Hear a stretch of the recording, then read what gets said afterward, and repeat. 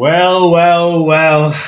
That was obviously not the result we wanted. But hey, in the end, we did put up a little bit of a fight, made it interesting, and the scoreline ended Newcastle 1, Barça 2.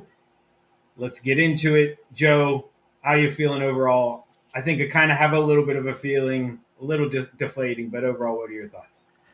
I'm going to go straight in with my little hot take, and I am a victim of this as well. I am someone who has done this, but us Newcastle fans need to stop with nostalgia.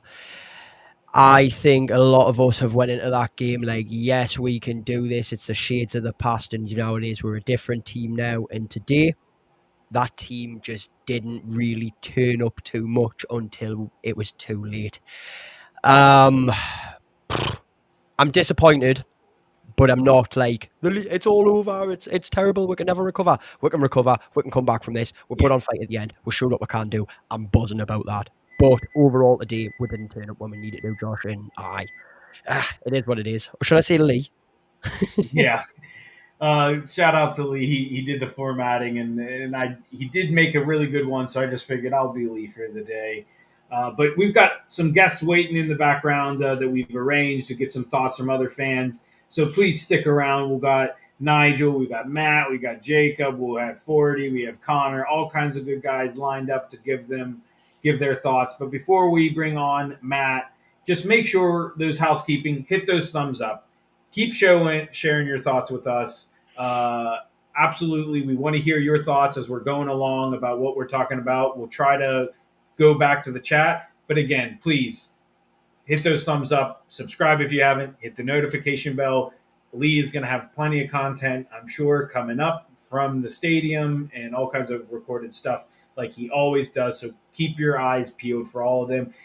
Also, subscribe to our sister channel. You'll get great videos as well on NFT Extra. I put out a video this morning that maybe feels a bit silly now, but hey, I still think it's important to focus those things and the nostalgia and everything. But I do agree with you, Joe.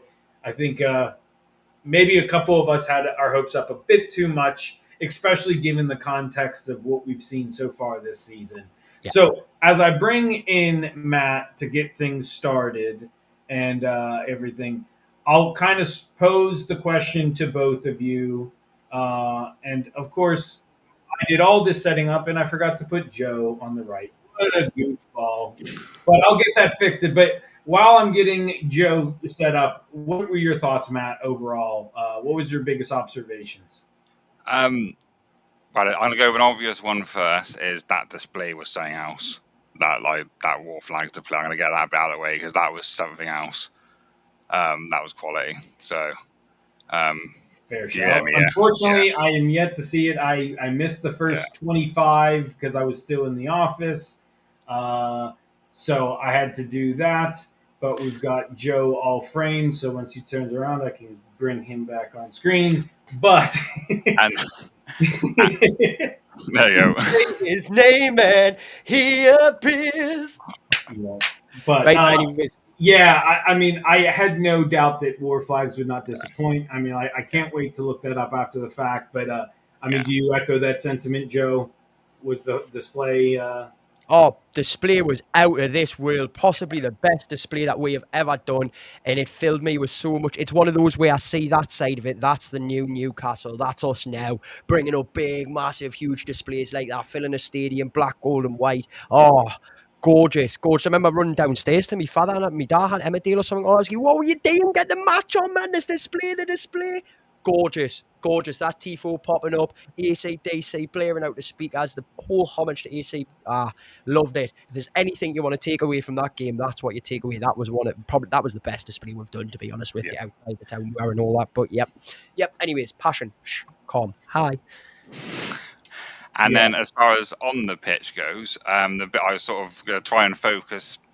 Obviously, the result, it's not the best result, but the bit that sort of stood out for me in the first half, Elanga's, that's what we can hopefully expect from Elanga going forward, because he was, some of them runs he was putting forward, he had that fullback, he had the beating of that fullback, and then if Barnes was just a bit more, I don't want to keep getting on Barnes' case. No, Barnesy. does my head in sometimes. But Alanga, something that I say, the balls he was really good in the first half, and I was a bit surprised when he got sick off as well. I thought they might have switched, to have a lot of subs in the in one go, and then when the second goal happened, just knocked us for 6. It was a bit disjointed with the subs as well, and then when we had that flurry at the end, it just was a little bit too late then. But well, kind of alluding with that, and I missed, unfortunately, still at work, like the announcement of the starting lineup. So when I got on, what were your guys' thoughts on the starting lineup? Were you surprised? Were you disappointed by seeing Anthony Gordon up top? That is a perfect question to ask me right now, because I'm seeing it in the comments. A fair few people like, Gordon's trash, Gordon's this, Gordon's no good, right? And I know a lot of people after that match are going to be hitting on Gordon and being like, Gordon was a problem. But look, there is one thing about Anthony Gordon, and I have said this multiple times. For England, that man's a great striker. For Newcastle, he ain't a striker. I get it. Voldemort isn't used to the system yet. He should have been the striker tonight because that is his job. It should not have been Gordon. Gordon should have been on the wing. Like, I'm not saying Gordon shouldn't have been in the lineup, but if he was on the wing, he would have had a much better display. And at times he did that and he moved in. Yes, the goal he scored was very it wasn't even very striker-ish. It was very attacker midfielder-ish. You know, he comes running in, uses his burst of pace and gets it in, finishes it over the line. He's the right place, right time. Gordon starting though was just it should have been Voldemort. I don't care if he's not tried and tested enough. Anyways, passion, calm. Hi. No, you're fine. I'm with you. So I'll slightly tweak the question as I come to you, Matt.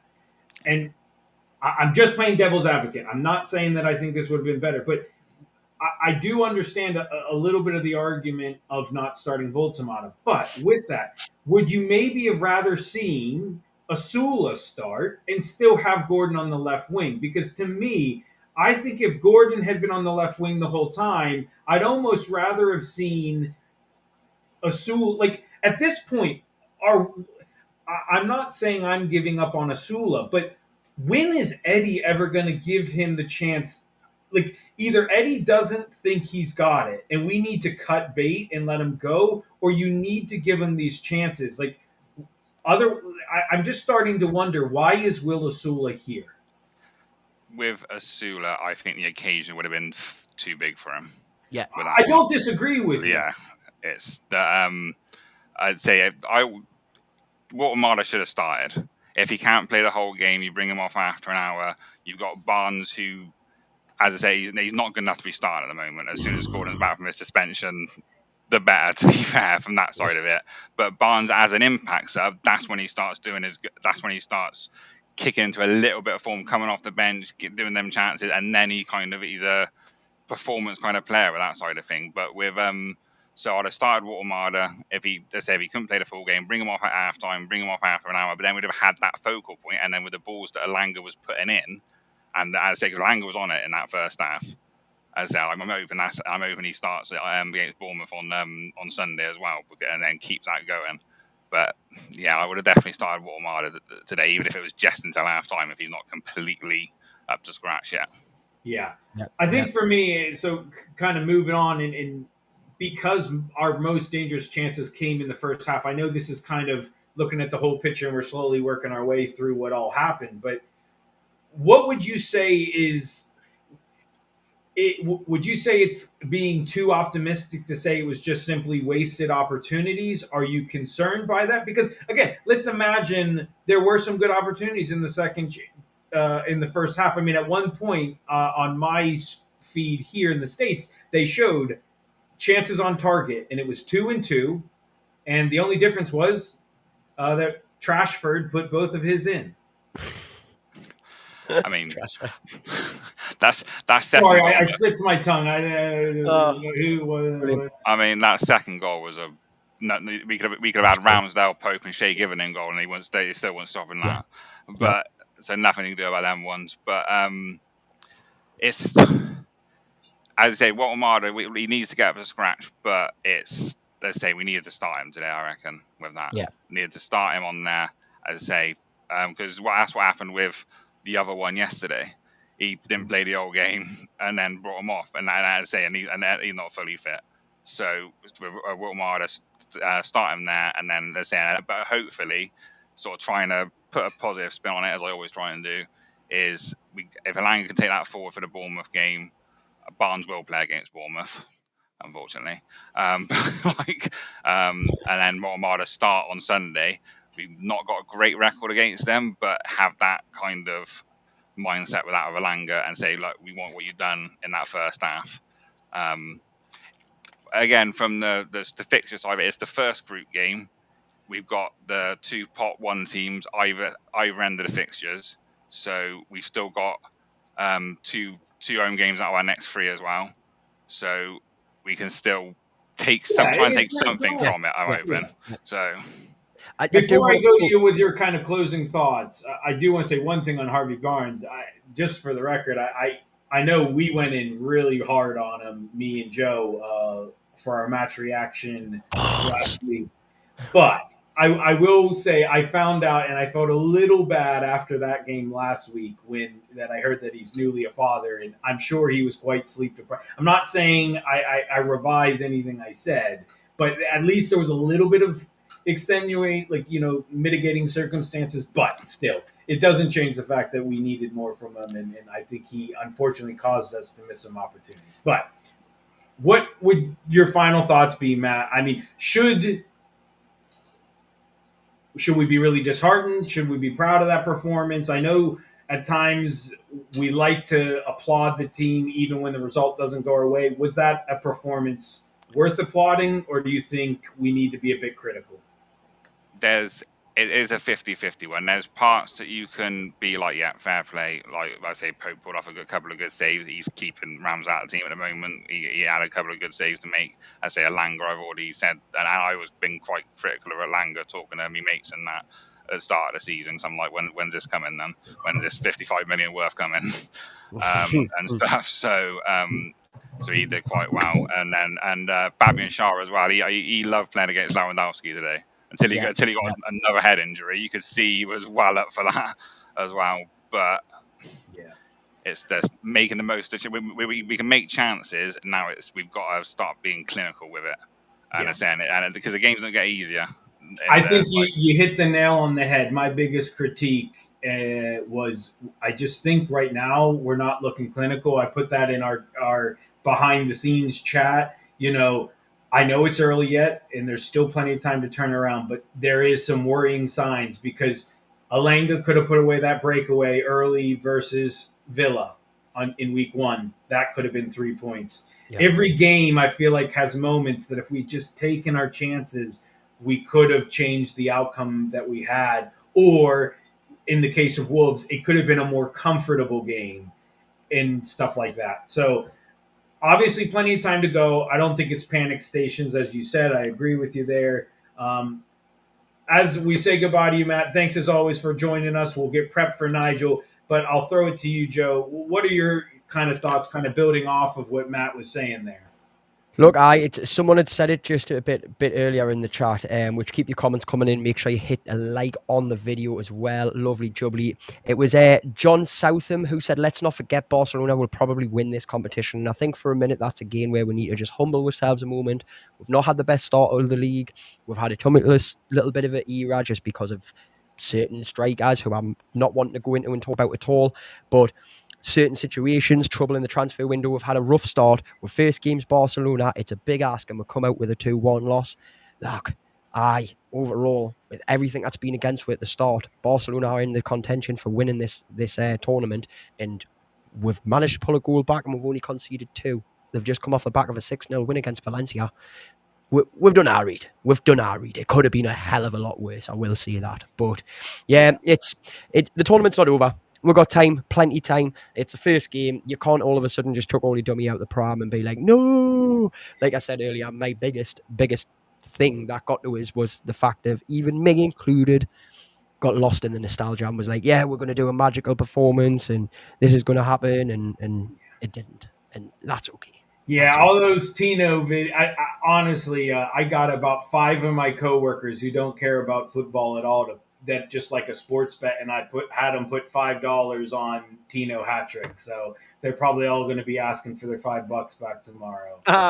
On that note, I Bring it will out. bring in Nigel. Thanks for being so patient, waiting. How you doing, my friend?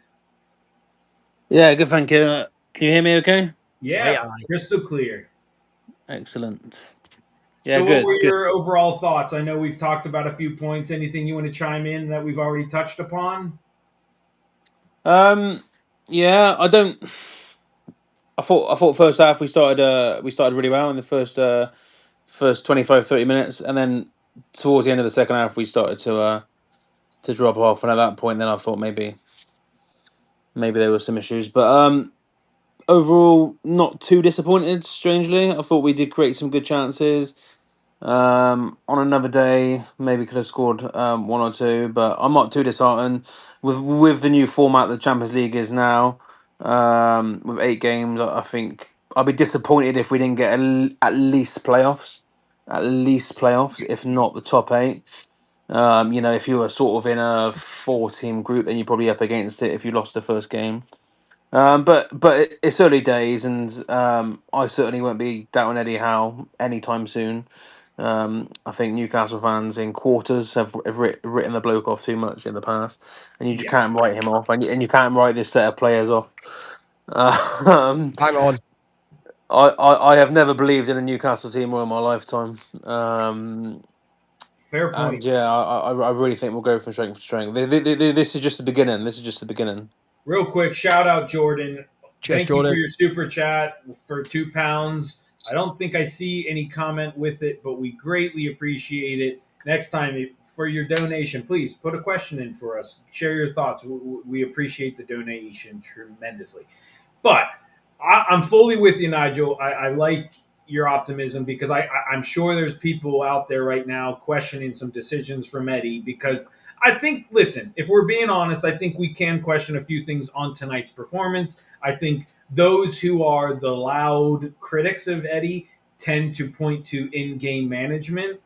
So let's kind of progress a little bit forward in the match. For once, we did get early changes, which is quite unlike Eddie. So credit where credit is due. However, did you agree with those changes? Obviously, the Fabian Schär one was a little bit forced, but I'll namely point out: were you in agreement with taking off Joe Linton for Willock, and were you okay with Elanga coming off? Because arguably, Elanga was our biggest threat up until that point. I thought Murphy was unlucky not to start the game. To be honest with you, after the performance I on do Saturday, think I agree with you there. Murphy maybe hasn't got the pace that Elanga has, but what Murphy does offer is a great cross, etc. Which maybe Elanga doesn't. Elanga sort of maybe he can certainly run with it, dribble with it, etc. But can he offer that final ball or that final? Go on, Nigel, say it. I agree with this. I don't think Elanga's quite there with the crosses yet. I think it's coming. I do. I think he's going to get better when he gets used to a system. But bang on for saying that. I've been waiting for someone to say So something. I really think Murphy's been lucky the last few games to not start as many as he has. Yeah. You know, Murphy last season was either second highest assist in the Premier League. Maybe I could be wrong with that, but incredibly unlucky. So Elanga is a player, but maybe at this precise moment, I think he could be more of an impact player. And I am really surprised that Eddie Howe has thrust him in so easily, because if you look at history with some of Eddie Howe's signings, he's not sort of the manager that thrusts new signings straight in. Yeah. Looking at Botman, the lad from Milan, etc., etc. So yeah, he obviously believes in Langer, but I would certainly probably put him on a little bit on the back burner just for. I see him more as an impact player for now. I feel like Murphy offers a lot more. I'm not saying Langer doesn't hold a future in Newcastle, because of course he does with his talent and stuff, but for now I would be certainly more starting Murphy. Yeah. Shout out Jordan. Thanks for becoming a member. I see that in the chat. Thank you. And I'll come to you, Joe. What about you? Did you? I mean, I fully agree with you, Nigel. I was surprised to see Elanga get the start over Murphy. I think Murphy was arguably man of the match, or was within touching distance versus Wolves. So on Wolves, not tonight, not tonight. Oh, right. Oh, okay. I was thinking. So I'm saying on. So I think to drop him was a big call, but I think Alango did give a good showing tonight. So were you a little bit disappointed? I would have liked to see maybe 5 more minutes or 10 more minutes of Alango. Elanga was really, really, really, really effective at creating space, creating a few more higher pushes tonight. He was excellent at it, but the problem was, and I don't think it's solely on Elanga. I do agree with what Nigel said there. Like, Elanga hasn't got quite the cross that Murphy has. Murphy can hit quite an early cross and get that directly into the middle of the box onto someone's head. But I think even if tonight, in that first half, even with Murphy on ahead of Elanga, that ball's still not going in the goal, and it's down to who's on the receiving end of it, and that's Gordon. And I'm not ragging on Gordon. If anyone goes, oh, Joe, don't do that to Gordon, I'm not ragging on him. I don't like Gordon as a striker for Newcastle. It's simple as that. Winger, brilliant. That's why I wanted Voltamardi. Hell, I would have took... If Eddie really doesn't believe in Voltamardi that much, then fine, play Asula, just not Gordon. That was kind of my point in the beginning. I do get not wanting to throw Voltamata to the Wolves, but at this point, if you're not willing to throw Asula to the Wolves, you never will. Yep. That's kind of my feeling. How long is it going to take for Voltamardi? So no, I was quite all right with getting Elanga on at first.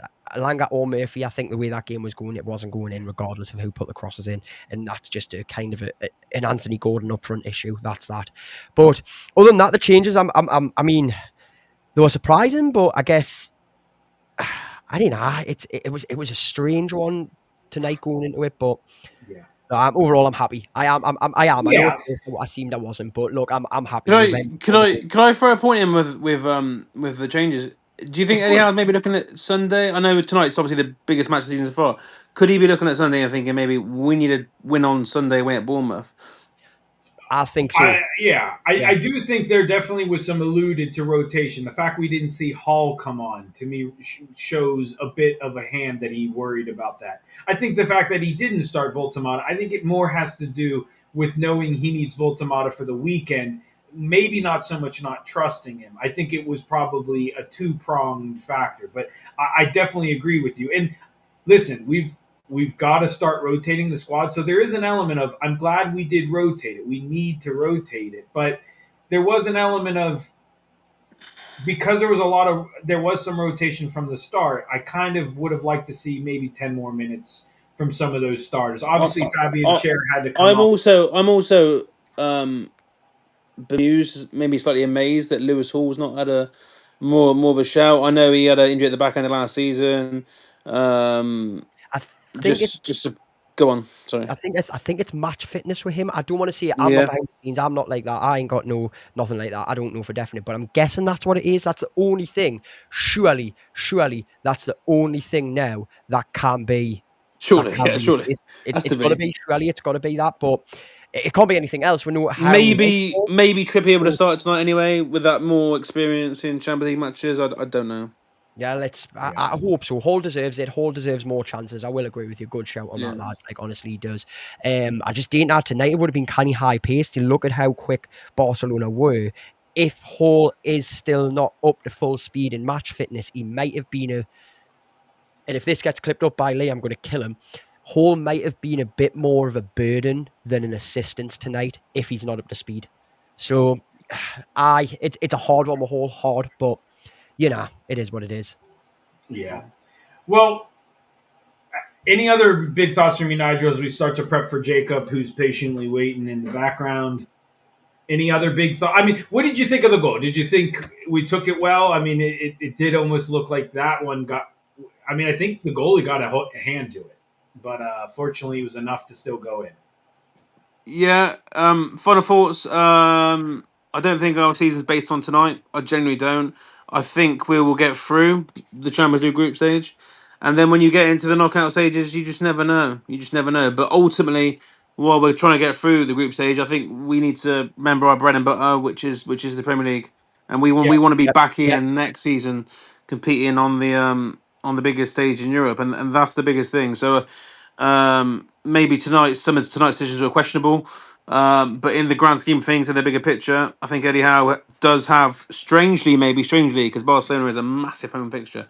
I do think maybe Eddie Howe does strangely have one eye on Sunday at Bournemouth, because that is a quick turnaround for any professional player, Thursday to Sunday. When you look at when you look at some of the games this week, they played on Tuesday and they got Tuesday to Saturday or Tuesday to Sunday, and it's like, yeah. I definitely agree with you. I think we can call out some of these nitpicking things, but I don't think at this point there's anything to take larger alarm from. I think sometimes hindsight is 2020. Who knows where Barcelona will go on to finish this in this tournament? We could look back and say that we put up a good fight against them, all things considered. I mean, I wouldn't say they manhandled us. They got the 2 goals they needed, and then they kind of just tried to play the ball around us, but they didn't really crazily outplay us. I mean, a couple poor decisions. Dan Burn on that pass that led to Marcus Rashford's second one was quite poor. They didn't really. These things will They happen. They didn't really test Nick Pope, did they? Correct. It wasn't like we were being shelled, or anything like that. So, absolutely agree with you on that one, my friend. So, thanks for joining us. We'll chat soon, Nigel. Thank let's you. go to your comments. Cheers, for a Nigel. bit, watchers, and then we will get Jacob prepped in the background. But yeah, let's see what you guys are saying in chat land. Much appreciated. Burn had a good game. There's one thing I've been noticed popping off in chat, and there's an argument about Harvey Barnes, right? Going on about last season, how he was so great last season, right? Like, ladies and gentlemen, Harvey Barnes was not all that last season. Yes, he scored a nice goal or two. Yes, he got a nice couple of assists. But overall, he was not the man for Newcastle last season. Other people filled that role. I am sick of Barnes for one reason. His inconsistency. Stop with that. I will not rag on him too much because he has been fruitful for Newcastle at times. But yeah, let us know what you think, chat. What you've already been arguing about. So argue about Barnes some more. I just throw him to the wolves. Barnes, do it. Yeah, So I'll go to what Catalan094 says. It looks like maybe he's a Barca fan. He said, "Hard luck. You guys deserved a point." Do you think that's him just being a bit generous to us, or do you think there's actually an argument to be had that maybe we are a little unlucky to not get a point? Because that was one of my counter points I put out there. Credit where credit is due. Those were 2 great goals taken by Rashford, and those easily on another day don't go in. Yeah. Yeah, it is a hard one because we have put on an all right showing. You look back and you look at the stats. We've got 1 more shot on target than Barcelona. Yes, they've got 9 shots off target, so they have had more shots overall, but they're not really threatening with. The possession isn't even in a realm that we're not too used to, and I called this the other day that the possession, we may end up having to go where we get that lesser possession. We hit them on the break all the time, which we're great at doing as well. Just hit them with that quick push, but it just wasn't. The maths was there on the paper, but it wasn't translating on the pitch, and we weren't getting enough opportunities and really, really, really pushing it in and over. 7 heavens. Cheers. Thank you so much for the £5. Krusty. Sorted, son. What do you say? Character looking really impressed, saying, whoa. But yeah, no, it's a hard one. Barca are a great team. They are. It is what it is. Jacob. How you doing, guys? Right? What's happening, mate? Thanks, having me. I appreciate it. So, where would you like to start? I'd like to start before the match when the commentator was like, "It's Newcastle v Barca in the Champions League." And if you'd have said that to me 4 years ago with Bruce in charge, you'd be like, "What?" Do you know what I mean? Like, you have to put it into perspective sometimes. Like, we're playing, I think, the favourites for the competition last season, and probably one of the favourites for this season, and we've lost by a goal. Albeit we're at home, it was a little bit disappointing for most of the game, but I think for the first 10, 15 minutes, there was a little bit of PSG a couple of years ago about it, wasn't there? Where he was like, "We could do this, we could do these," and then after that, it was more or less the same for 60, 70 minutes. Let's be honest. I didn't realise how good Pedri was as a footballer. I think he's unbelievable. My God, we've obviously seen De Jong a lot more than we have him, but I just think despite us having the 3 in midfield and them only really having 2, I thought we got not bossed and out fought, but I think the class really shows. I think Tonali had a good game, to be honest, but I thought we got out fought in that battle. But I think you touched upon the Gordon at number 9, the Voltamara, the Asula. I don't think no matter who we played there, I still think we lose the game. I still think we lacked focus. I don't want to mention Isak because that's a different conversation. But Yep. if we had a striker who, with not even just Isak alone, if we had a striker who's been there consistently, who've been there consistently, consistently performing, I think we'd have done better. But I just think we were lacking that in the last third. Yeah. No, I definitely agree with you. You know, not to go back to that, but I don't think it would have made a difference either. I just think it's more of, for me at this point, as much as we all love Asula, not to be a repeating gong, but if he doesn't appear in these, albeit he's not Champions League quality, that's not what I'm trying to say, but if you're not going to rotate him now in this situation because Vissa's hurt and things like that, when is he ever going to get his chance? Like, just let him go out on loan then, because obviously you don't fancy him yet or ever. And I just think at this point he's almost wasting space to a degree, as much as we love him. I think it's. I was talking to Joe about this a couple of weeks ago when it was the deadline down the overlap. I think was it Frank? Yeah, was it Frankfurt? Yeah, Frankfurt was 30 million. I was like, I'll drive you there. I'll drive you there. Literally, I will fly to the UK and then I will take him. But I was like, oh my god, like, disappointing, but 30 million all day. So it's almost as if it's just money sat there waiting to go, and then he's just going to depreciate, and then it's just a little bit of a waste. But I think one of you said earlier, I think the occasion probably is a little bit big for him. I think he's perfect for your Bradfords at home in a couple of weeks. I think he doesn't start for Bradford. Oh, he's got to start. If he doesn't, then we'll just definitely need to sell him in January. Yeah. Let him go. Get a different backup striker in who Eddie Howe believes in more, because he needs to be starting for Bradford. He has to. Asula has to have that match. It's got to be, unless he's injured. But he's not. Get him on. I don't know if we didn't sell him because we didn't know if we were going to get Wissa over the line, or I don't know if Voltamano was signed at the time. So I can see it a little bit, but I think it's just a little bit of a waste. Yeah, certainly. Well, I'll let you take your pick on this one. You could be either a pessimist or a negative, depending on how you are. Who, if anyone, would you give player of the match from our team? I know we're probably grasping at straws. Or if you want to be negative, who do you think put in the biggest stinker tonight? I think I'm going to be positive. You said it, not me. I think you were saying it earlier. I love Delanga. I'd give him another 5-10 minutes. I think he played really well. Other than that, like I said, I thought Tonali was good, but I think he struggled. I thought Thiaw looked quite good when he came on, but you can't give him one. That's a good point. Let's talk a bit about Malik Thiaw. I like the confidence he showed. We were 2-0, or we were down 2 goals.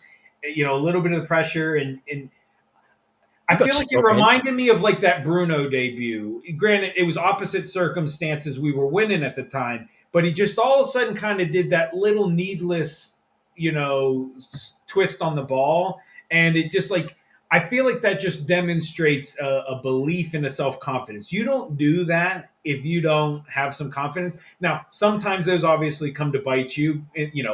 Look at the cup final. Bruno tried to do that, and that's what gave them their 1 goal. Obviously, I'm not always advocating for that, but at the same time, you do need that confidence. So I think that was encouraging to see that. I think he's starting to flourish, and hopefully, as the rotation is going to be needed, Thiaw's really going to be able to give us some utility. So what else did you think about his game? Josh, you went all dark there. Sorry, come on, Jake. Sorry. No, I think the commentator mentioned it in match. You can tell he's played at that level before. He was playing in the semi-final last year for Milan. And I think, not that this is nothing to him, but he's been there before. We need players like that. So I just think bringing in players with that experience is vital, rather than throwing players in at the deep end. I think may harm us a little bit, but I think it's hard to say how good he's going to be or how well he played, because he's only had a few little stints, because Shar's been really good. But I don't know what the rule is with Schar, if he can play on Sunday or not. I'm not sure, but it'd be interesting to see if Thiaw plays. Oh, concussion, isn't it? Yeah. One thing interesting with Thiaw, and I'll go to you, Joe. I was a little surprised to see him actually drift out to right back, because when we did those last changes there and Botman came on, I was very surprised at first. And at first I'm like, oh no, Eddie's putting Dan Burnout on left back, not again, please God. And then I was like, wait a minute, no, that Tino is still over there. And then I'm like, oh, Thiaw's drifted over to right back. Were you surprised that to see him play at right back? I think at that point when Malik Chow went to right back and he had Tino Livramento sitting at left back, I guess it wasn't that. Eddie Howe would have been combating it all match. He's a strategist, he's a tactician, all of those great things. So I'm not calling him an idiot here before anyone jumps on it, but I think Eddie Howe, the penny finally clicked. Wow, the one problem we've got here is pace. And I'm sorry, but there's a few of our players who are outclassed in one area tonight, and those areas were pace, speed. That was it. Everyone suffered with speed. Everyone did. And not everyone, sorry, certain players. Trippier was a big one. Trippier was getting outclassed with pace so much. And it was his awareness. Trippier's awareness was great. It was allowed. There was a couple of times I've seen him. He'd been beat by his man. And I've seen him sprint just to keep up with him. Then he slows off and drifts to the right. And then sprints again at the last minute and he gets the ball cleared. Yes, it goes to a corner, but that's awareness. And Trippier's had to do that a hell of a lot tonight. So the speed, I think that's what happened when Malik Chow switched over and went to the right back side. Eddie Howe was like, right, we need to hit them back with pace and it needs to happen now and something needs to come of it. And it did, just too little, too late. But it showed, and it showed one thing with Malik Chow as well. He is quite a quick, fleeted little man. Like I like Malik Chow for his pace. He looks like he's going to fit into that whole wing back role of Eddie Howe's very, very, very nicely. And when you switch him up with Elanga as well, like you've seen the pace of Elanga tonight. God damn, that man can move. What was that, Jess? But it was great.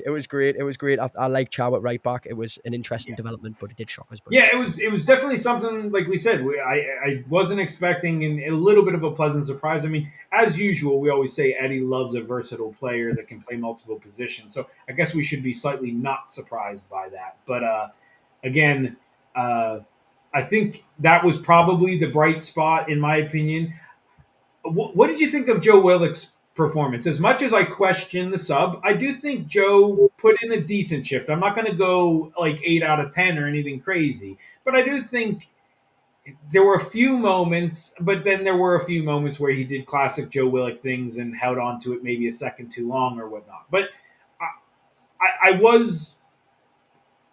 I'll say I was a bit surprised because when I saw him, I'm like, why? Like I thought, we've given up if you're bringing on Joe Willock. I'm his biggest hater. I'm not going to lie. I just don't. I just think his time's gone at Newcastle. I think was it 2020, 2021 Joe Willock, amazing, unbelievable. On loan especially, I think he's had a ridiculous goal scoring record. I just think when Joe Willock's coming on, I don't know if it's because he's not got like a set run of games and is not going to be in his best form, a bit like Asula. I just think his time's up. I'd rather bring. It's a shame Ramsdale's not fit because I really like Ramsdale. I think he'd have done well tonight, but I just think he holds on for it way too long, like you say, like far too often as well. He does the Hobbit sometimes. Just slip Gordon in. It's not difficult. Murphy, we're going. Come on, literally. We definitely need him sometimes to be more decisive. Again, I think he does play. I think hopefully he will play an important part in this rotation that we need to do throughout the season. But I'm fully with you. I was really surprised actually that there was not more rumors around him this summer. You know, I know at the beginning there was stuff about him and maybe Crystal Palace and things like that. So I was surprised that there wasn't more because, like you said, I've said many times with many players, like look at Miggy. I think Miggy was a perfect example. Sometimes you stay so long that you then become the enemy. Leave before you become the enemy, because at the end of the day, we do truly love almost all these players that put on the black and white. It's just sometimes it lasts a bit too long, you know. All of them? What lasts too long? What like Barnes? Listen, if I'll still give them a little bit more, but I'm almost done with that. I tell you what, here's what I'm going to say, right? If we can get this video to 150 likes, I'll stop hating Bonds. If we can get it to 200 likes, I'll hate Bonds more. Well, and what's your choice, everybody? Also, another one. Thank you for reminding them. Please hit this thumbs up. Thank you all. But if you haven't, go back to our last one because I still believe my Voltomato chant. It deserves to see the light of day. I know there's been some other class ones I've heard online, but I'll selfishly plug me again. Jacob, did you hear my Voltamata chant on the last? I did not. Okay. Well, you have to go check it out. I won't torture everyone again with it. But if you're a fan of Rammstein, I think you'll like my chant. If you're a fan of metal, it does them good, I think. So, anyways. Okay. We got 5 more minutes with you, my friend. Any final thoughts, to look at the result as a whole? Anything else that we haven't touched on yet that you think we should? I think it's like I said before. I think looking at the bigger picture is really important. Like we've just played the best team. We've just played one game. We've still got 7, albeit one of them's PSG away. But we've got time to recover. And the only one worry that I'd have is the terrible record at Bournemouth that we have. If we're going to lose there on Sunday, I think a little bit of negativity starts to creep in because we've not scored a deal. We've kept a few clean sheets, but yeah, I'm worried about that as well. But like I said, and the reality is right now getting a result at Bournemouth away would be an accomplishment. It's 100%. Not a given. 100% no. So yeah, I'm a little bit worried about that. But in terms of tonight, I think there was cameos, but I think we'd all be lying if we weren't underwhelmed a little bit. But you have to put it in perspective. These are probably one of the best teams in the world. So yeah. Yeah, with the half hour or so to kind of decompress. I mean, not 2 minutes before Gordon put in that goal, I was chatting with Dale on WhatsApp saying, this is, I'm not saying panic bells, but this could be something we look back and say this was the first warning. Yeah. And then Gordon scored, and I was like, okay. But it definitely was a bit disappointing. It's one of those classic examples, I talked about in my video this morning, I put on NFT Extra, about we're going to hit tough moments in this game, but we need as the crowd to stay up for it. But it was one of those moments where, honestly, I was resigned that the game was over. It was one of those tempting moments I think we all have sometimes, just turn it off. Like, I ain't going to miss anything. This is just making me more angry than it's worth right now, So, and then of course Newcastle does Newcastle things and reminds us why we never turn off the TV, because they did make a game. There's a glimmer. Yeah. I just want to say something as well, because Jacob came in and he made a really, really great point about how, if you had told him 4 years ago we'd be facing Barcelona and coming out with a 2-1 loss against Barcelona in 4 years' time, you would have slapped them. So one other thing I want to say, right, is, have you ever seen a Markham in Milan? Have you ever seen a Markham in Milan? Have you ever seen a Markham? Ever seen a Markham? Have you ever seen a Markham in Milan? Exactly. You fuck. You gotta fly through Newcastle to get to Spain. I will. I'll go through the whole thing, me as well. Honestly, unfortunately, I don't know all of them. There are so many verses to that one. I know a few of them, but anyways, thank you so much, Jacob. Any final thoughts? Otherwise, we'll hop to Connor, who's been patiently waiting.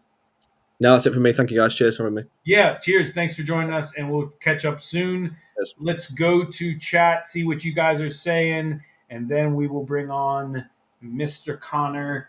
But yeah, lots of people talking a little bit, looking ahead towards Bournemouth. Semenyo, Kluivert looking worrisome in good form. Some people saying that, more criticism for Gordon.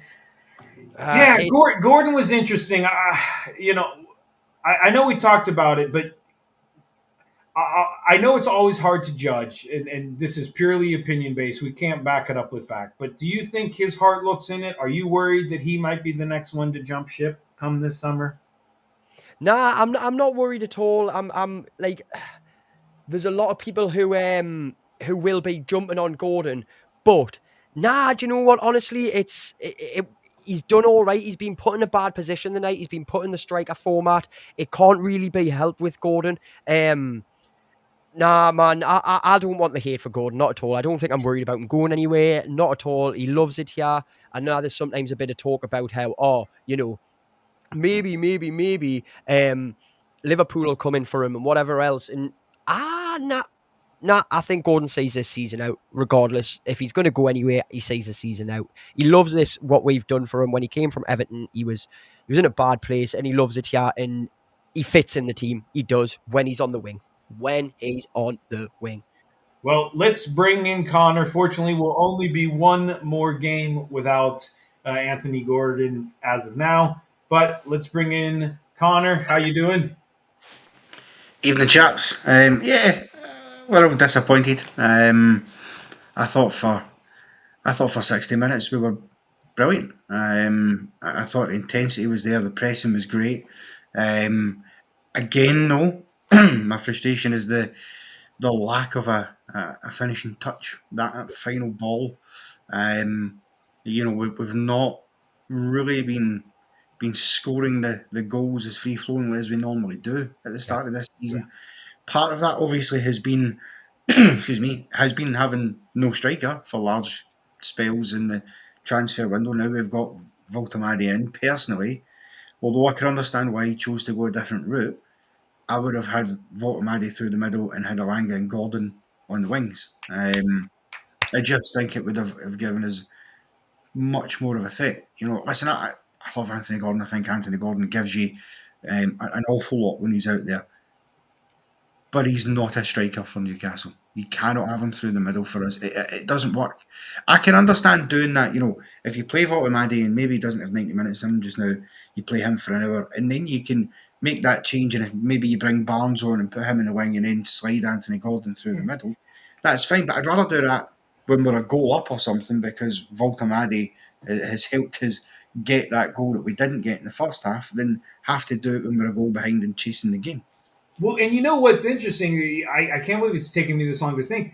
What about, do you think there would have been a good shot to do Voltamata and Gordon? Because Voltamata comes from a system at Stuttgart often playing with two strikers. Do you think if they had been playing as two strikers that maybe that could have worked for both of them? Because obviously we always talk about, the big thing for the last 2 weeks is Voltamata is not your traditional number 9. And again, I think some of those things with Anthony Gordon, same can be applied, where there are moments where you can see what he's thinking, but he just doesn't have that striker mentality. Do you think that could have been a possibility?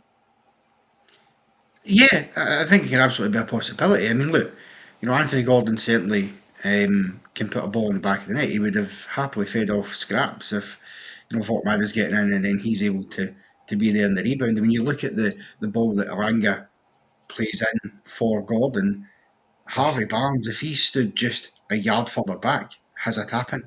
Yep. When Gordon misses it, that's the fine margins you're talking about. And if you've got two strikers who know, right, my job is to be a striker, then you almost certainly have that second striker be in that position behind the front striker, because he's going to know, right, well, if that ball falls either from a deflection or he can't get it, I need to be ready to get it. Whereas maybe Harvey Barnes as a winger isn't thinking that sharp and is assuming that when that comes to Gordon, he's going to get it and just puts himself into an area to cause a nuisance, which, by the way, there's nothing wrong with. I'm not criticising that.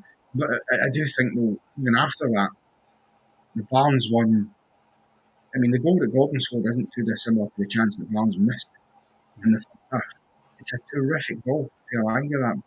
And Barnes, for me, has to score. But again, that's the difference between a winger in that situation and a striker. Because for me, a winger is focused on make sure I make contact and get it on target. A striker's taking a step ahead of that. He's already assuming in his head it's going on target, and he's going, how do I get it in the net?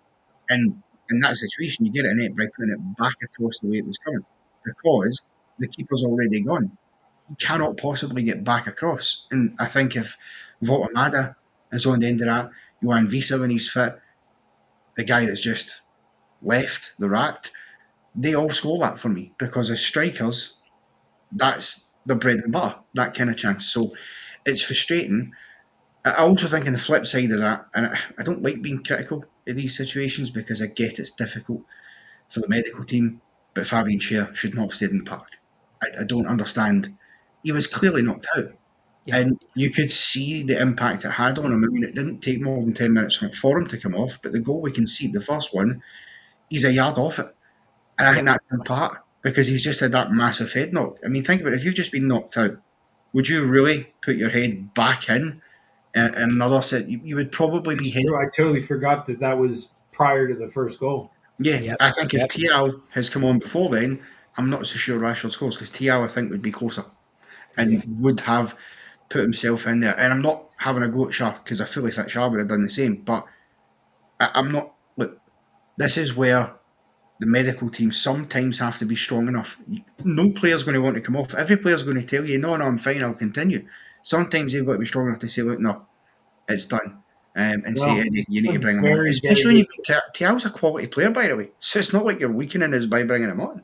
Yeah, no, that is a fair shout. To be honest, it's amazing sometimes how these little details you forget in the heat of the moment. I even try to jot down some of these thoughts sometimes for our live streams, because throughout the course of the match, you have so many thoughts sometimes in the moment that then when you get on the live stream, you totally forget about them. But no, that's a very good point, and I'll have to go back and look and see how Fabian Schär is kind of connected in that, because you're right. I mean, he took that as clean to the face as you could. I mean, yeah, it was rough. But one person we haven't talked much about, I know we talked about the midfield a little bit, but again, we're focusing on the game. Maybe we're being a little nitpicky, but what did you think of Bruno's performance? Because I don't think he was bad, but I don't think he was at it tonight. I don't think we saw the best. There was so many times there. Obviously, we were chasing the game, so that does play into it. But there were a few. Hold up. Sorry, Josh, sorry to stop for a second, but I have got to give a massive shout out to someone who's just said to Connor, giving me lockdown vibes. Good to see this format back. Carl, former member of NFTV, is in the chat. Carl, a lot of love, my guy. Love it. Hope you and the family are well, mate. Come on, Carl, get some thoughts in. What was your opinions on the match, my mate? Love that. Come on, Carl. Sorry, Josh, I've got to shout Carl. Carl is a great guy. I remember him very much when I've been on the other side of the screen watching y'all. So definitely good to see you, Carl. But what were your thoughts on Bruno? I'm not tearing into him saying that he was like the reason we lost or anything, but I just don't think he was at it today. No, I think, again, not necessarily his best performance. I think there were moments where he did things really well. I thought that the little gap he managed to find himself to get the shot at the end, albeit it is straight at the goalkeeper, I thought he done well to even get space to shoot in the first place. And it's difficult when you don't have a lot of time to get that backswing to get power on it. So it's understandable why it ended up being a more tame effort. But listen, Bruno, what you can't deny for Bruno is he's constantly wearing his heart on his sleeve in the park. I like the fact that you don't see his head go down, And there was, when we went 2 down, there's no doubt, it burst the bubble a bit. It deflated us all. Because at 1-0, you're still thinking, well, you're in with a puncher's chance here because we're capable of scoring. We proved that by the fact we did score. At St James's Park, we almost always score. I think tonight was one of those games that, looking at the Barcelona midfield, that's a more cultured midfield that are accustomed to this level every season. This is our second Champions League campaign in 20 years. So there is perspective to that. Now, there should have been lessons learned from the last time, absolutely, and I'm sure going forward we'll see better. But when you're playing a team with a midfield that's as good as Barcelona's, and by the way, an attacking setup that has now scored in 41 consecutive games of football, which is just insane, even by our own pretty decent goal scoring standards. That's ridiculous. So it's difficult when you're playing that kind of midfield. But, there are obviously parts of his performance you can pick and go, his final ball at times was just a little bit loose, a little bit sloppy. He could be tidier, and we've seen that from him. But I don't like to be overcritical of Bruno because, frankly, I just love the man. I think he's... Oh, absolutely. We love him too. And I think that's always the hard thing when we do these instant match reactions. At the end of the day, as many channels always try to emphasize, we're trying to talk about the match at hand. And sometimes people we love didn't put in the greatest performance. But I agree. I don't think he's anywhere to blame for anything. And like I said, maybe I'm being a bit nitpicky there at the end when we were getting frustrated before we got that goal, and there was a couple passes. And I'm just like, come on, Bruno, we just got the ball back. That was never going to work. And I think, to be fair, the whole thing got a bit sloppy. It did. Particularly after we conceded the second goal. We were trying to really force the issue and just play passes that were never on. There were Exactly. even basic moments like Joe Willock. I think even he after it was like, why didn't I just pass that to Anthony Gordon? It's such a simple pass. Yeah. Gordon's in the space, so it just played to him. There's no reason to cut back in and run into traffic and try and skin 4 people. As good as you are, Joe, calm down. I will. Jesus. Geez, I thought Elton John had joined us. Hey, we're not at Vicarage Road. What are you talking about? No, that's true. But anyway, listen, that happens because it's been such a frantic pace to the game the whole way through, and then you can see 2 goals in the space of 9 minutes, and it's like, oh, yeah, God. it was difficult. Well, how are we in that position? I'll leave you with this final question as we prep for 40, who's been patiently waiting. But my question is this: looking ahead. Obviously, rotation has been mentioned a little bit. We probably had a little bit of one eye on Bournemouth coming up. Obviously, we got Bradford midweek next week, and we got Arsenal the following weekend. Lots of games coming thick and fast. As we need to do this rotation, do you think that we might need to kind of pragmatically sacrifice, say, the FA Cup or something? Because to me, I think there's only one metric that deems this a successful season, and that's getting back in the Champions League, preferably via our league form. Obviously, you can get in there via some other methods. Well, I guess that's the only method we have, because if we win the FA Cup, it would be locally. So never mind. We'd have to do it through the league form. Would you agree with that, or do you think I'm maybe getting a little ahead of myself? Well, look. Last season proved that one doesn't have to come at the expense of the other necessarily, because we won a cup and got into the Champions League. Albeit, had it been the season before, we actually would have missed out because we finished 5th rather than 4th, which, one of those things. But so it can be done. Of course, the added layer this season is having the Champions League as part of the campaign. Now, it's that constant rotation we're going to have to make. Now, if it's me, and we're talking about the best use of players, and we're talking about like Asula there, for example, I think when Visa comes back from his injury, that's going to help. By the time we get to the next Champions League game, which is against Benfica, who, by the way, I'll remind folks, Jose Mourinho just took over, and he does not have a great record at St James's Park with any side he's ever brought there. So, we can have some hope of something there. By then he'll be back, and I think what you've got to do is, this is how you use your strikers. Then you need to make sure, for example, Asula starts every cup game. Simple as that. He just does. Yeah. That's a sacrifice you have to make. There's no reason for a start. There's no reason, no disrespect to Bradford, but there's no reason not to play him against Bradford. And by the way, I'm not going to sit here and, as I say, disrespect them, because we've seen what Grimsby have done. So you've got to be careful. But there's no reason not to do that.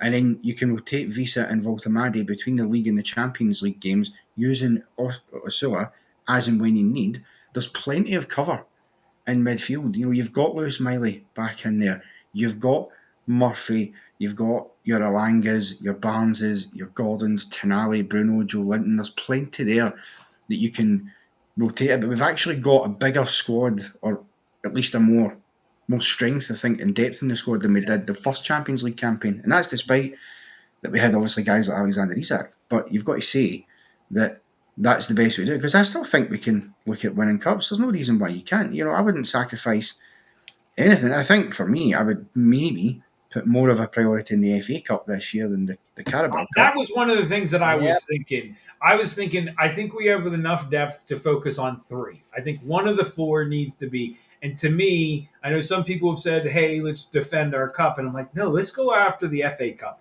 That's in the spring. Yes, it'll start. There'll be a little bit of overlapping with the time of the end of Champions League. But to me, I think that's where we need to go. But I like all your thoughts. Any final thoughts before we bring on 40, Connor? Yeah, listen. It's game day 1. We had a good performance. We lost by a goal, so the goal difference hasn't taken a hit. I'm more than confident. Yeah, I think that was a very critical. Yeah, I'm more than confident we'll finish inside the top 24 at least and be in the playoff. And you never know what can happen when you get there. I just hope after tonight please God, can we let Eddie Howe finally get a win against Bournemouth? Just please. It would be nice, is all I'm saying. But yeah, no, thanks very much, lads. Yeah, Cheers, it was Connor. great chatting with you as always, Connor. We'll catch you soon. And while we prep up for 40 to join us, let's just go to your chats for a second and see what you guys are saying. And while we're having a look at what you're saying, make sure you hit that like button, because you remember, if we get to this video to 150 likes, I'm going to stop ragging on Barnes. If you get it to 200 likes, I'm going to rag on Barnes even more, right? So make sure you hit that like button. You know, you'll get Barnes either peace or some hatred from myself. Give us a look. What's As I always like to say, it's easy to forget when you're watching such great content to hit the thumbs up, hit those notification bells. But again, thank you again. We got a couple super chats throughout the stream, some new subscribers, so thank you so much. But 40, how we doing? I'm good, lads. I'm honoured to be joined by yourselves and Seth Rollins to my left. Oh! I want to do it now, 40. Hold on. Oh! Some may say it was John, but he's Seth Rollins to me. Yes. Oh, hey, what a shout that is. Seth Rollins in the building. But now I'm good, folks. You know what, right? Hold on. We were speaking last night, mainly when we watched the Barcelona game, right? And people always chant at me, you're just a shit Andy Carroll, right? But I'm going to say this. When I put my hair up, go back and look at Darren Peacock's hairline. Darren Peacock! I swear, mate, I'm Darren Peacock. A great shout. Gosh, man. I'm the second coming. Hey, that's a great shout. See, if we're talking about features, I always say, if you look at my nose, I mean, I've got John Joe's beak. Just a head of hair. Oh, yeah, and I'm a Langer. I'll be a Langer. Love you, brother. I'll take it. Oh, man. So, yeah, obviously we've talked about a lot. Anything, as we were going through, anything that you really wanted to hop in and share your thoughts on? Obviously, a lot of it's been good. You know what? I don't know. I only caught the last two, so apologies Fair for enough. going over the last. But I'm querying, why did we take off Elanga? Why did we actually take off Elanga? Because Elanga was cooking. Like, he made two chances for Barnes and Gordon in the first half. He had them on toast every single time. I know Murphy got the assist and but imagine if we had them both on the pitch. Like, come on, man. That's just my thing as well. And obviously, the main thing is, why didn't we start Voltemada? Again, we needed a striker up top. When the ball kept playing into the area, like that Gordon chance where he just fluffed his lines. Like, come on, man. Come on. Yeah, It's so hard. No, I agree. We definitely did talk about that, and that was one of the things that, if I'm nitpicking on Eddie, and Lord knows I love him, but I did not. It was like, of all the times that he finally made early substitutions, and I'm like, but this is what you do? I was like, no. He made four substitutions. One was enforced, obviously Schar was enforced. But then the other ones, I get it. Willock, you bring Willock on, cool, I get it. But why Elanga? I think we needed 10 more minutes at least of Elanga. At least, because again, he was on a yellow card. The left back was on a yellow cards. Yep, exactly. So again, do you know what I mean? Makes sense to keep him on the pitch. Bring off. Listen, I'm with you, Kendra. Bring off flipping Barnes. He's absolutely awful. He can't hit a barn door right now. Barnes can't hit a barn door right now. I don't know why. Hit a barn door. I don't know why he keeps sticking on the pitch. Like, why? Why do you keep persisting with him? Put Gordon where he belongs. Gordon belongs on the left. That's it. And then put Murphy or Elanga on the right, and you put Voltemada through the middle. Listen, the first 3 games of the season, I get it, we didn't have a striker, but we just splashed 80 million quid on a striker. Why wouldn't you put him in the team? Put him in. I agree. We had to. And I'm curious of your thoughts. Even if you're not going to play Voltemada for the devil's advocate's reason, why not put Asula, in my opinion, and have Gordon on the left? Because I think if Gordon was on the, as much as I don't like Asula, and I don't think he would have been good enough, but I'd at least think we would have gotten more from the left wing if, imagine Gordon was on the end of that ball. That ball was in. I'll be honest with you, man. I'm not an Asula fan. I can't go with that. No, I'm not an Asula fan. I know what you're trying to say. It makes sense. Anything to get Gordon on that left, but I would have rather have played Elanga through the middle and giving him a try rather than Gordon because Oh, shout! Yeah, again, fair. pace. Just think about it, direct Aye. pace, and look, I've seen Gordon enough times through the middle to know that it doesn't work. It's not just this season; it's previous seasons before where we tried him as a third striker, whatever.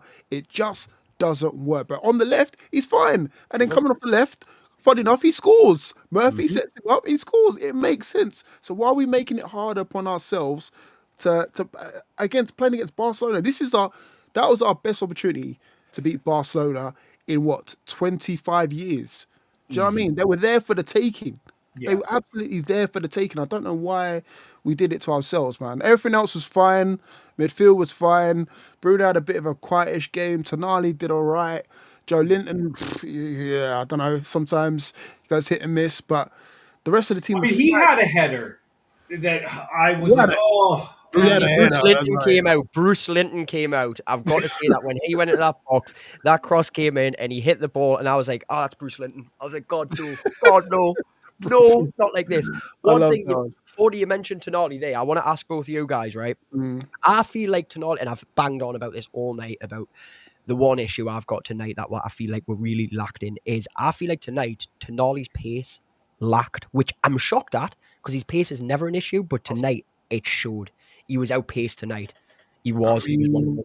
He's never been known for pace for me, bro. I'll be honest with you. He's He's never not been super fast, but he's got. Listen, he got for left me, tonight. for me, he's the playmaker. He makes things tick. That pace and Tonali doesn't go in the same sentence for me. I'm sorry, it doesn't work for me. But he's the better one out of the three. I'll give him that. That's I think he was the best of the three.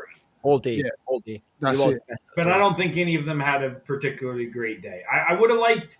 I mean, obviously Joe did get on a yellow, but one of the things I heard in the pre-matches were people talking about like using our physicality a bit because La Liga's not quite as physical, and I think we could have done a little bit more, maybe just to get into Pedri's head and even you know what, Josh? Even the corners were pissing me off because we kept doing this whole to me to you with Trippier. Just get it. We got Dan Burn. He's about 7 foot tall.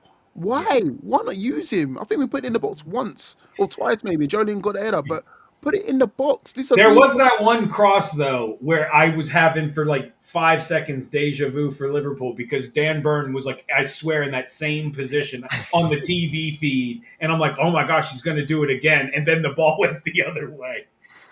I don't know. We need to play to our strengths. Listen, this one's on Eddie.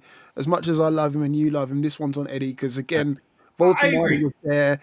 Voltemada had a Tesco's meal deal on the subs bench. He was drinking water. He was having bananas. He was thinking, "What am I doing here, bro? Am I in there on a trolley up or what?" Like he literally had a Tesco. You saw it every time the camera kept flashing to him. He went over at half time, didn't he, and got it from the Tesco's across the road. He went down the road to the Tesco's. Like, I'm not getting a kick here, am I? No. My doppelganger is keeping me out. i.e. Gordon. I'm going down to Tesco's to get a little drink, have a banana. And then he thought, oh yeah, this guy, the guy that we spent 70 million on. Yeah, get him on. Yeah. Eddie turned around, he looked at Tyndall, he went, Tyndall, who the fuck's he? Who the fuck is that guy? No, he went, why have I got 2 Gordons? Oh God, the other one that we bought. Oh yeah, let's get him on. You make blaming Eddie so fun. I like that. I can get along with blaming Eddie if it's this fun. That's okay. Yeah. No, I agree with you, Ford. That's kind of what I've been hinting at with some things. I do think this is one of those times where I'm not saying like I'm done, but I think Eddie does deserve a little bit. I don't fully agree with that starting lineup. I didn't agree with the changes when they came. I just think those are those little things that cost us the point. Because I think going back to what Connor said, and I think you might have missed this, I totally forgot the injury to Schar was before the goal was conceded. He was clearly dazed. Get him off. If Thiaw was on the field, maybe he would have been closer marked to Marcus Rashford and not let that header in. And that's maybe not the first time he's been concussed, right? With Schar, because I'm sure did have a. I swear that guy gets a head injury every damn game. Do you know what I mean? And we got to take them seriously against Barcelona, where you need to be on job. Like we can't be saying, "Oh, you know what, you'll be all right," and then flipping out, lo and behold, we concede 1 goal. Look, Rashford was kept quiet on the wing. Like Trippier had him in his back pocket. As soon as he came inside and started playing with the centre defence, and again, albeit against a concussed or half concussed Schar, whatever you want to call it, goal. As soon as he came inside again, hits a worldie, fair enough. Goalkeeper, no chance, 2 goals. So again, we was keeping him quiet on that side. So again, this is what we need to bear in mind. Those little things about game management, we need to be on job with. The Elanga substitution baffled me. Not starting Voltemada baffled me.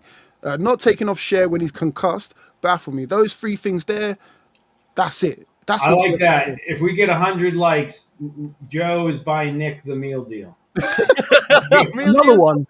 Another one. Jesus. Well, any final thoughts from you, Forty? Again, I think, where do we go from here? Do you think this is panic stations, or do you think this is just, hey, it was a class opposition, it was 2 class strikes? Were we a bit unlucky, as we're kind of hinting at, or how do you see it? No, he wasn't unlucky. I think we got to put it down to just, it was poor decisions on the day, and I think Eddie will learn a lot from this. You know what I mean? Play your strongest team. We say it week in, week out. Play your strongest team, especially in these games and these occasions. We've got Bournemouth up next, which, we've gone from Barcelona to Bournemouth. I think we should have put all our eggs in this basket and then gone for this one, rather than think to ourselves, oh, we've got Bournemouth next. Like, forget about the Bournemouth hoodoo. We need to win this game, because I don't just want to be in the Champions League just for a jolly up. I don't want to just be here for the European tour. I actually want to compete, get through to the latter stages and all the rest of it now. So why not? Why not? So I think in the next one, we need to make sure that we're managing the game properly. And then, just make the right decisions, man. Just make, Just play our strongest players. That's it. That's the reason why we splashed £80 million on a forward. Play him. Don't let him. He's at Tesco. He's in Tesco. He's with Leo at Asda, man. You know what I mean? Him and Leo chopping it up in the Asda bread aisle, getting discounts on the road. Going to Lidl, getting some fresh pastries in the bakery at Lidl, There is one thing I want to ask both of you before we do let 40 go, and it's one that I reckon it'll be. If it doesn't start after tonight's game, after that first goal, it's going to start soon. Does Ramsdale save the header from Rashford? No. I'm going to tell. Rewatching, at first I thought it was, but that ball was curling away, and Pope was not that close, and I don't think. I mean, you could always argue about where he was positioned to start with, but I don't think. That's exactly why I think Ramsdale finishes it. He's got better positioning than Pope. I'm not dissing Pope. I love what Pope's done for it. I love Pope still. He does a great job. But I think tonight, and it's one of those where, look, honestly, Ramsdale's never going to get the start. It's a total hypothetical. Tonight, he's not going to get it. But I just think in that situation, Ramsdale would be positioned better and you'd get to that ball a lot quicker. I do. And I think that's a question that's going to start arising.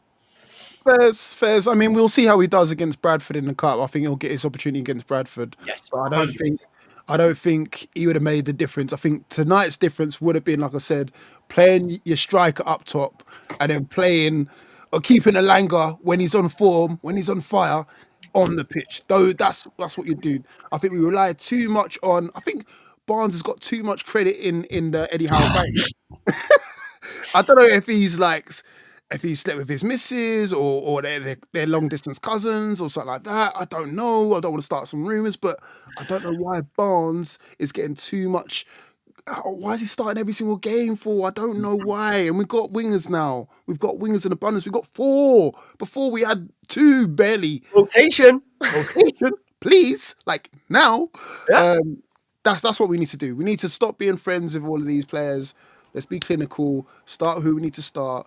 Let's start being clinical. Come on. That's it. Well, it's been great, guys. Thanks for joining us all. Thank you, all our guests. Thank you, 40, for patiently waiting till the end and all that. Please, if you haven't already, hit those thumbs up button. Please hit the subscribe, notifications. We'll be doing this after most of the games all season, so please keep tuned. We'll be back again soon, giving our instant match reactions. And till then, away the lads and ladses. Seth Rollins, Anthony Elanga, John Joe Shelby with his Turkish hair implants. See you later.